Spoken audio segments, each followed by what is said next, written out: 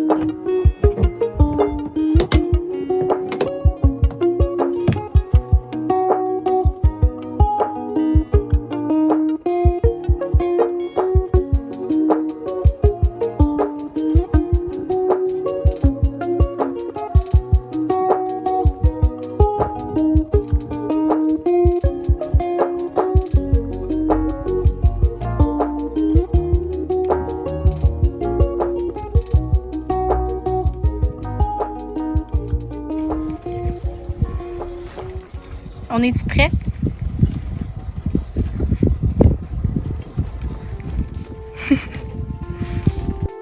Comment tu te sens d'être parti?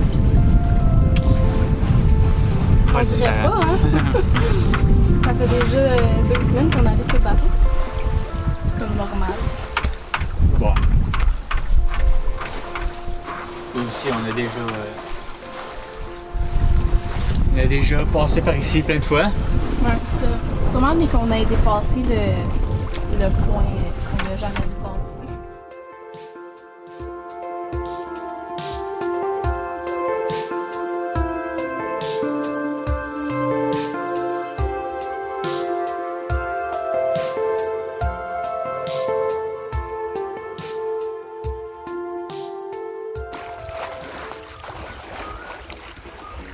Jeudi, le 14 septembre, on est parti de la marina pour un 5 heures de navigation. On réalise pas encore vraiment qu'on est parti, même si c'est la première fois qu'on va aussi loin avec Simon.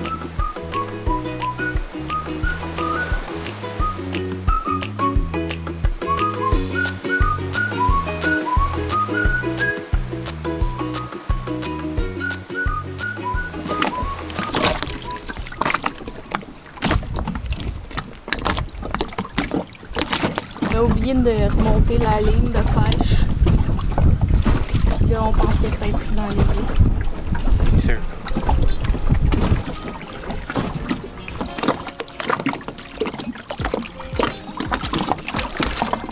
Ah, je la vois. C'est bien pogné. Peux-tu m'amener Ouais. tout pour aiguiser les couteaux?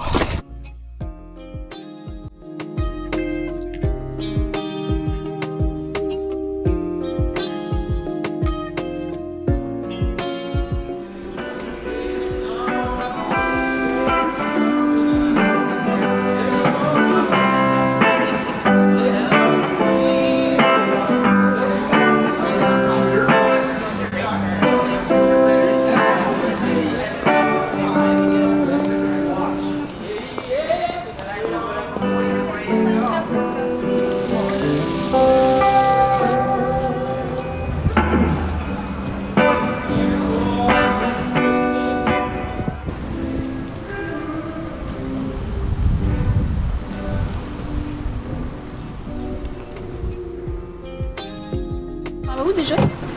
À part Henri. Et normalement, aujourd'hui, on devait pas bouger puis attendre que le vent passe parce qu'avec l'ouragan, il annonçait comme 25 nœuds de vent. Finalement, il y en a comme 10-12. Fait qu'on s'est dit, let's go, on va y aller pareil. Sauf que ça brasse un petit peu.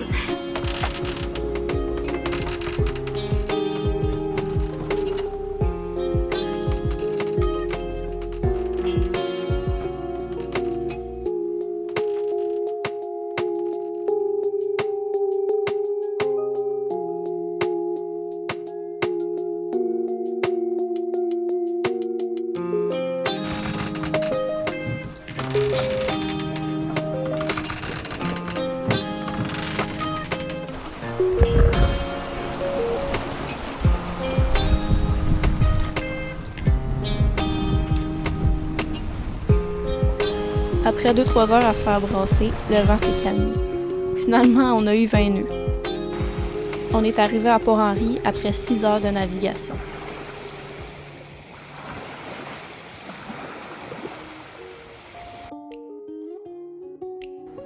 Dimanche, on a dématé pour pouvoir faire les écluses puis passer sous les ponts.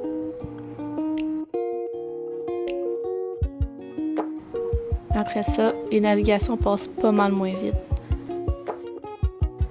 Avec le bruit et la vibration du moteur, puis la vue, on va se le dire, c'est pas mal moins beau le mât couché sur le pont. Le bon côté, c'est qu'on n'a pas à se soucier du vent. Fait qu'on continue à faire 5-6 heures de navigation par jour, peu importe la température.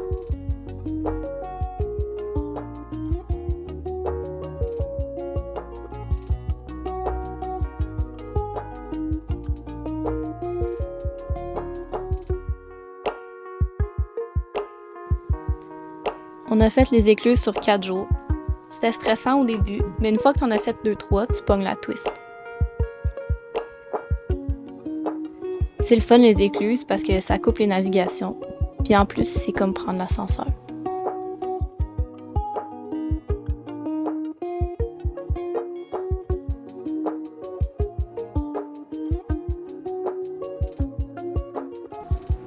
Après la 12e écluse, c'est là qu'on commence à réaliser qu'on est vraiment parti pour le sud.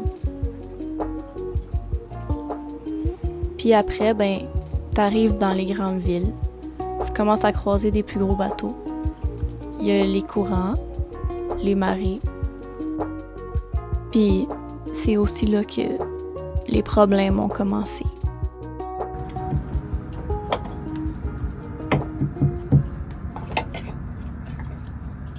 Jeudi, on est parti de Mécaniqueville, passer les 3 dernières écluses. Puis on voulait aller s'ancrer, c'était comme 1 heure après l'écluse. 2 heures? 2 heures. Ouais, 2 heures après l'écluse. Mais là, avant d'arriver, la pompe à l'eau, elle a lâché. On a entendu un bruit de strap. Il y avait une petite odeur de chauffée.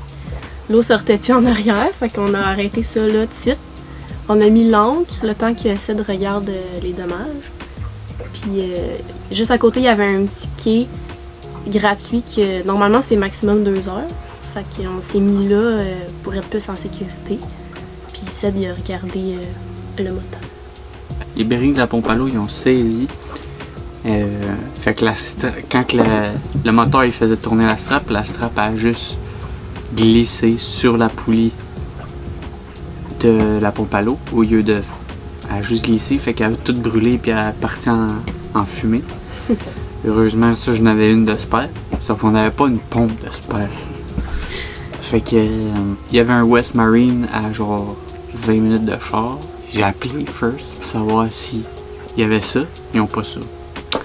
Fait qu'ils n'ont pas de pièce de Yanmar. On l'a commandé sur Amazon, la pièce. Ça a coûté, c'était 250$ canadiens. Mais c'était livré à la marina de Catskill qui nous. D'ici à Catskill, il reste 5 heures de moteur à faire. Fait que là, la solution, c'était Towboat. On a un abonnement Towboat qui est l'équivalent du CAA pour les voitures. Fait qu'on avait acheté l'abonnement pour full equip. Sauf que là, où est-ce qu'on est? On est 50 000 nautiques trop au sud puis trop au nord pour leur secteur. Fait que là, je me mets à regarder la pompe un petit peu plus. Puis je vois que c'est des bearings communs, assez communs. Fait que je commence à la défaire tout. Le chef qui traverse la pompe, puis il y a un seal pour sealer entre l'eau puis les bearings. Bon ce seal-là, il avait cassé. Fait que l'eau, elle pouvait s'en aller dans les bearings. Fait que là, c'est ça qui a causé les bearings de casser, tu sais. Fait qu'on a trouvé un auto parts, un auto value, à genre 20 minutes d'ici. J'ai appelé, ils avaient en stock les bearings, mais le seal c'était pas sûr. Et on est allé à pied. Finalement, le gars, il y avait les bearings, il y avait les 2 bearings en stock, c'était comme 15$ chaque. Puis le seal, il a checké les mesures, tout, il a checké dans son livre, là, il a trouvé le numéro. Il en avait juste un en stock dans une autre place. Fait que là, le livreur, il a fallu qu'il parte aller chercher le bearing à l'autre place, qu'il revienne. Là, il avait trouvé le seal, il l'a ramené, c'était la bonne affaire. C'était 8$ le seal. Puis là, on est revenu au bateau, il a tout réinstallé ça. Ça a quand même super bien été. Tu sais, des bearings pressés des fois. j'avais assez d'outils pour tout faire. Fait que j'ai tout remis ça en place, puis là, elle est flambette, la pompe. Fait que l'eau, elle sort tout ça. On s'en va à Catskill.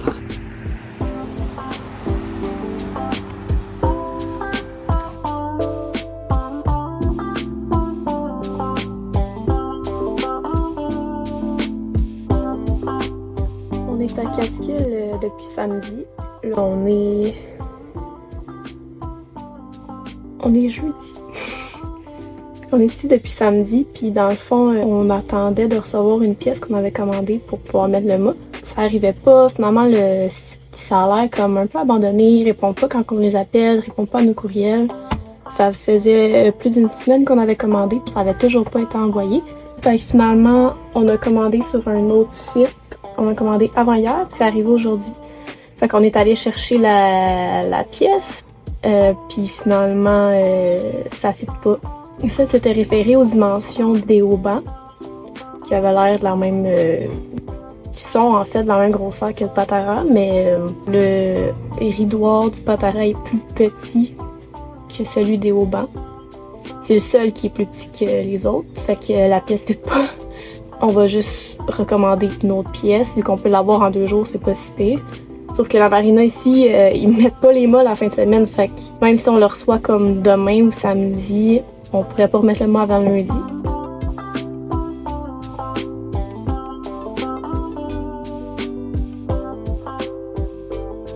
On est au mouillage juste devant la marina. Fait qu'on voit tout le monde passer puis repartir avec leur mât puis continuer leur voyage. Ça aussi, c'était un peu dur sur le moral.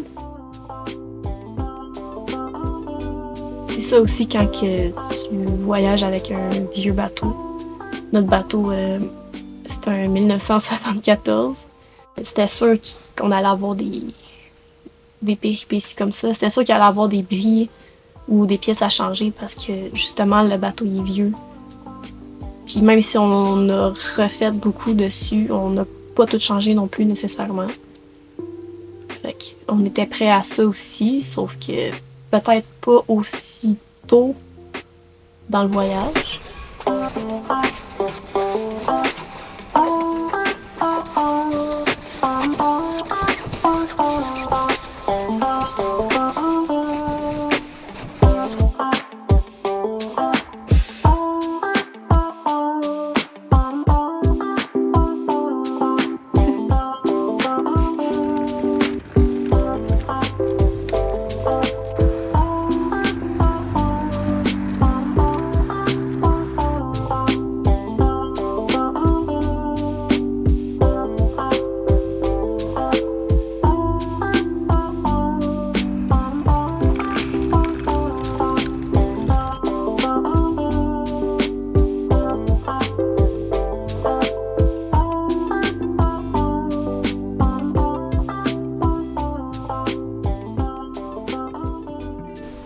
Bien passé quand on a remis le mât.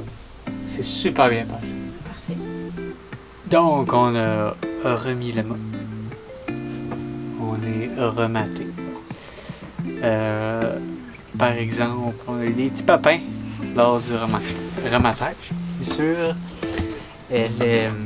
quand les employés ont levé le mât du bateau, il y a un des haubans qui est venu se mettre sous la main courante, dans le fond. Fait que quand ils ont levé, ben là, la main courante était solide là, puis là, l'autre bout il a levé comme ça, mais ça l'a plié. Fait qu'ils ont craché le haubans. Puis après ça, ben la main courante, le bois, la main courante a cassé. Fait que là, on se ramasse avec un bout de main courante qui est cassé. Là, il était cassé ici aussi, mais on l'a recollé. Puis là, on va recoller avec les 2 autres bouts. Mais on va attendre qu'il fasse beau. Puis on a le haubans qui est plié. J'ai réussi à le déplier, mais là, on va le changer rendu au bord là, à Cape May. La marina, dans le fond, ça aurait coûté 330 US. Puis ils nous ont rien chargé. Puis on a même ça aurait coûté un peu plus. On a dormi 2 nuits là-bas au lieu de... Mais cet argent-là va être quand même utilisé à acheter un nouveau banc. On a ça, tout va bien. On a tout remonté le bas. Toutes les voiles. On a mis les riz sur le grand voile. Là. On les avait pas encore mis là-bas. Ouais, on les avait pas encore mis à date, fait que on a fait ça. Fait que là, on est prêt à partir de Katika enfin. Après 10 jours, même 11, là, un peu. Puis on va s'en aller tranquillement vers New York. Ça va prendre à peu près 3 jours, 2 nuits. Mais on va aller s'ancrer derrière la Statue de la Liberté. Puis après ça, ben, on va voir. T'as-tu hâte de voir la statue?